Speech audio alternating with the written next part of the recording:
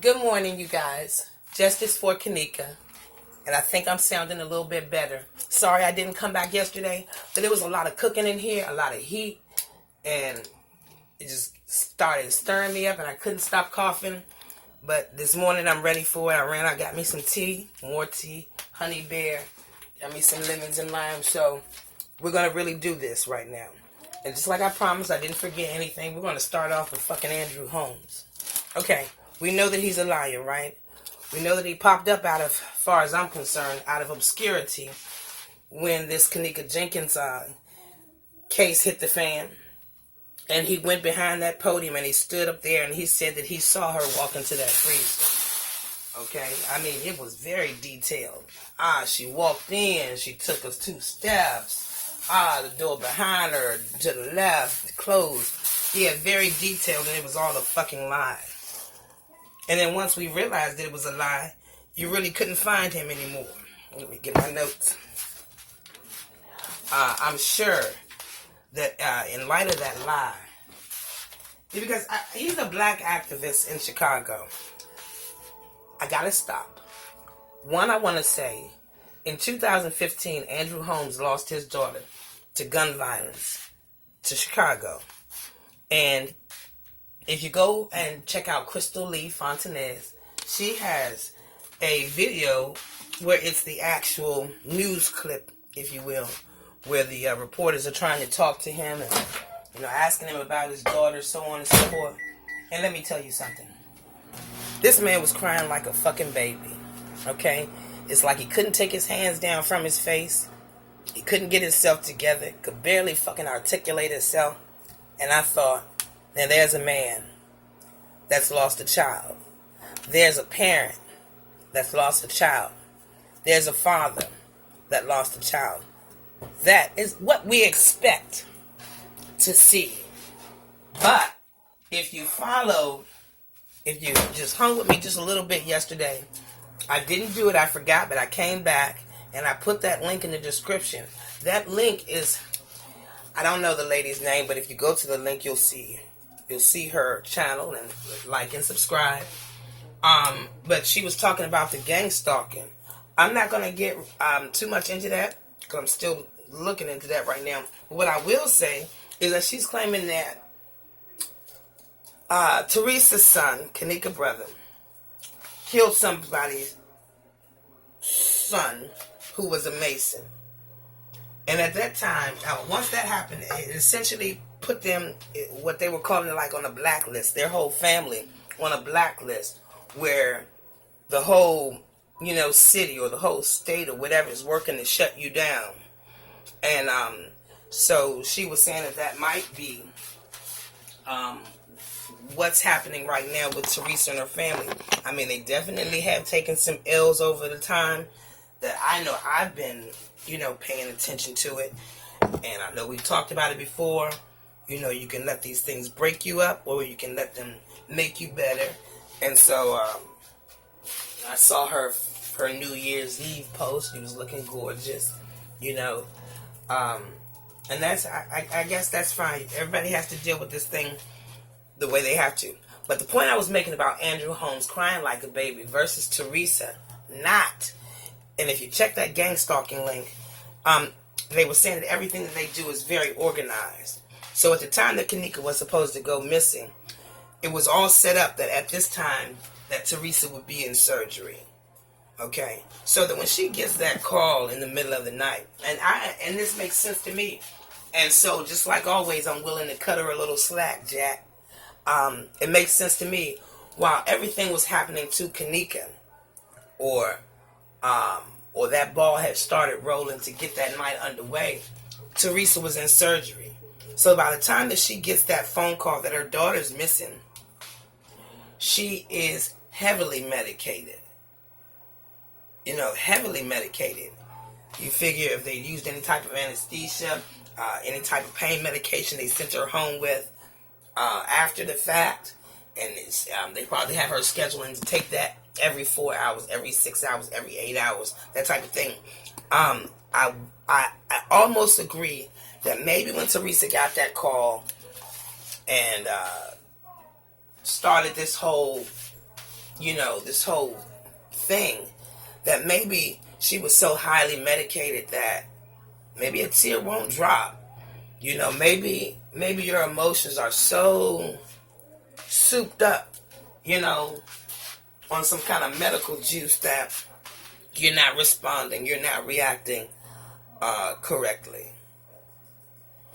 And then I also have to take into consideration that I don't know how it would feel if a lot of the information that I was susceptible to, a lot of the beneficial information that I come across on social media, and not because I'm getting help in my city, or not because of Andrew Holmes, or some bigwigs who want to help. Nope. All of it's coming to pass on social media, and she has to see it like that over and over again.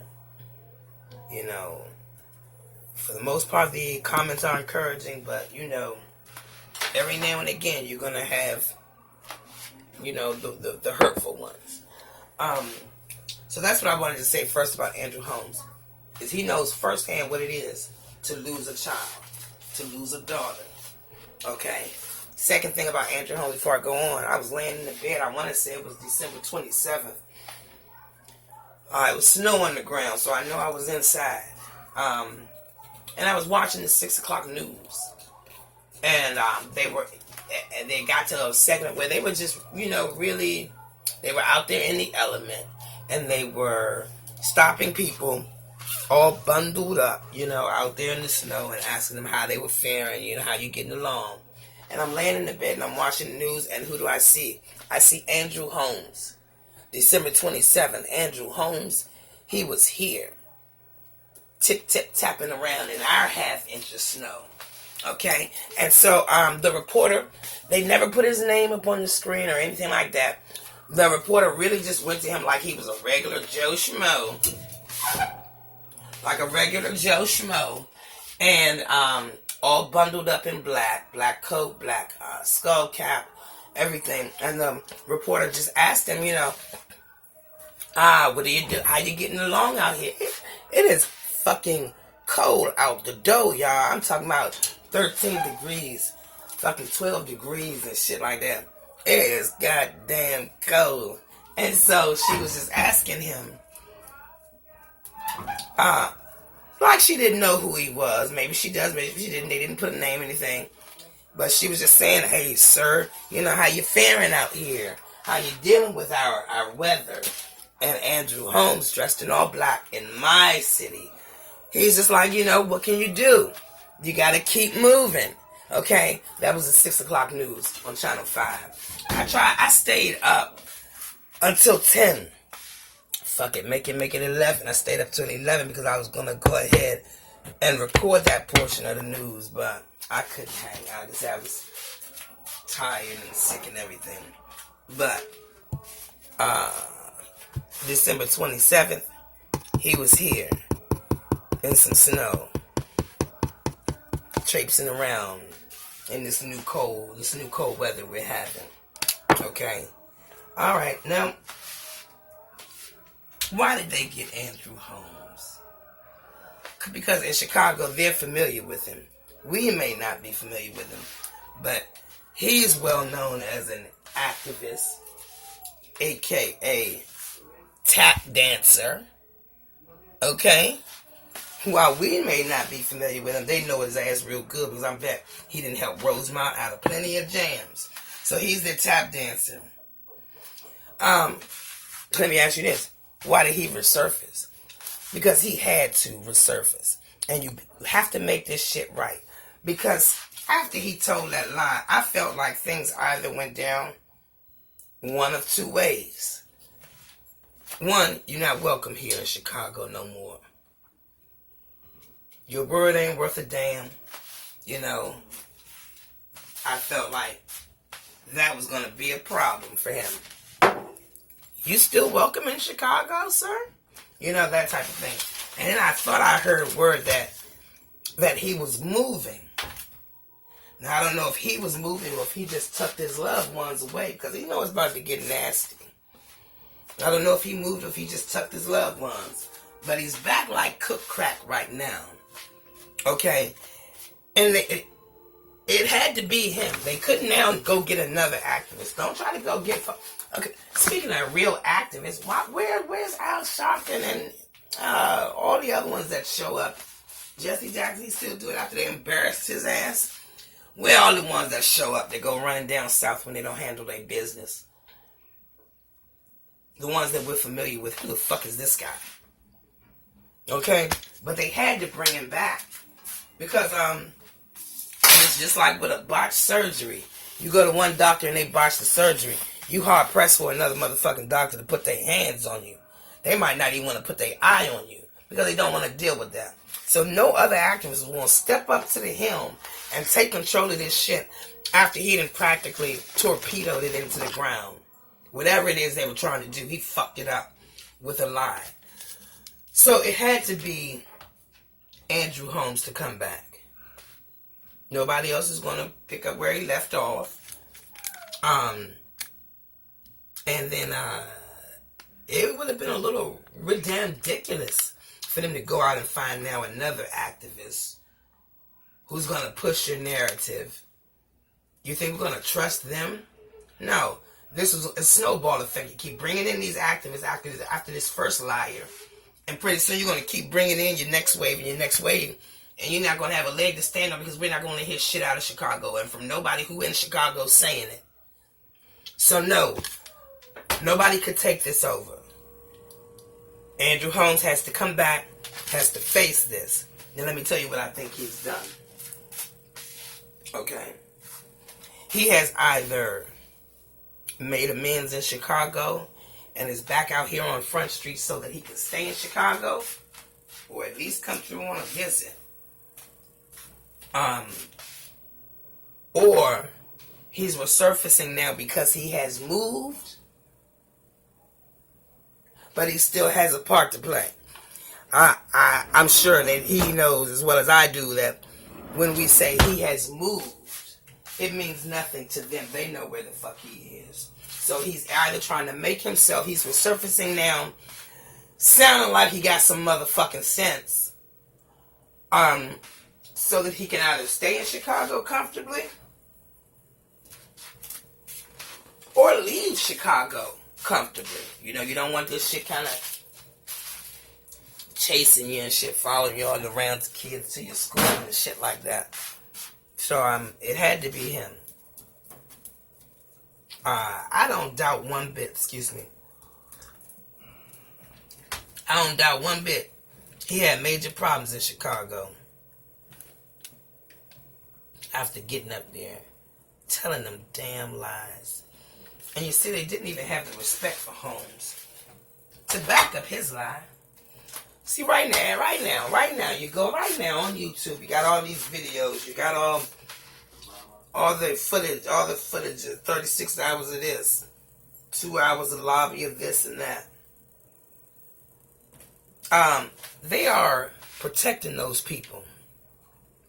All that editing and flipping the pictures, yes, do that, flip your pictures. Again, if you're not checking out, if you haven't gotten up with I Spy, Beast Beauty 35, and Heavy B, Brad Farhall, you need to, so you can see. Okay, and definitely get to flipping the pictures and do everything they asking you to do. I'm hip like a Nextel clip on a fat bitch hip. I already see. I already know, and I don't understand. It's some scary fucking frightening shit. I don't understand. I don't know what they was doing. And that's going to lead me into my point with these goddamn little girls. Yeah, they're little girls. Yeah, they over their head and shit. But they're little girls. Okay, so I'm going to give it to them. Yeah, Andrew Holmes, he got to fix this. Nobody's going to fix this for him. And if Chicago is his neck of the woods, then he will want to fix it. Yeah, he didn't pop back up talking like he got some sense so that he can either stay in Chicago safely or fucking leave safely. But let me tell you what, as long as he donning that motherfucking Rosemont Sheriff shirt, whatever that blue shirt with the big star, you can't trust him. Because in the end, he's going to have to bend to their will, as long as he got that shirt on. And heaven forbid, he's staying out there behind that motherfucking post. Again, you back out here again, after you lied the first time. If he did not have that shirt on, somebody probably would have busted his ass. Okay? That's not wishful thinking. No. That's not cool. No. But, Slim, you got out here and you fucking purposely tried to misdirect a fucking whole country. Fucking whole world. You tried to fucking steer the whole fucking world to seeing what you seeing without actually seeing it. He better do what these fucking people tell his ass to do before he come up short. Now I'm done with Andrew Holmes. Now I'm going on. I had a couple of comments or questions. You know, I'm not going to take that fucking basket down. Alright? I do my shining and stunting on Facebook. I just wanted to put something up there. You know, and I know it's some of you, I know the type. Y'all will turn that fucking phone every which way but loose, trying to see what you can see. And there is nothing. I hate people like you.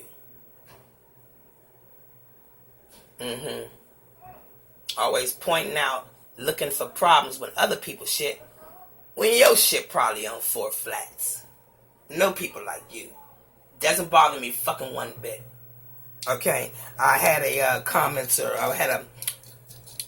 had someone comment, why we looking at a dusty basket? I don't know, Simple Simon ass nigga.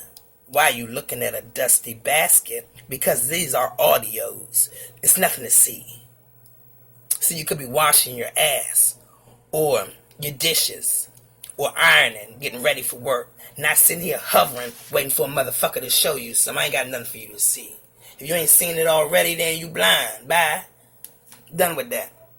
Next commenter.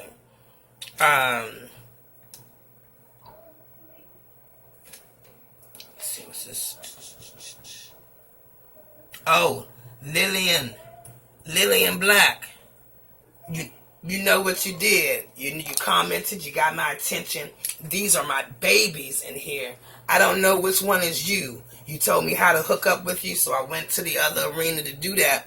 But there's so many other Lillian Blacks. Let me highlight this, because I ain't done with you, girl. It was like 5 of them. And I was like, I meant to come back to ask you, how do I know which one is you? And then I was like, well, I suppose I could just go ahead and, it was only a few of them. But definitely, Lillian Black, I think you got something great, girl. Not just the run of the mill. I'm with that, too. I know, Sonny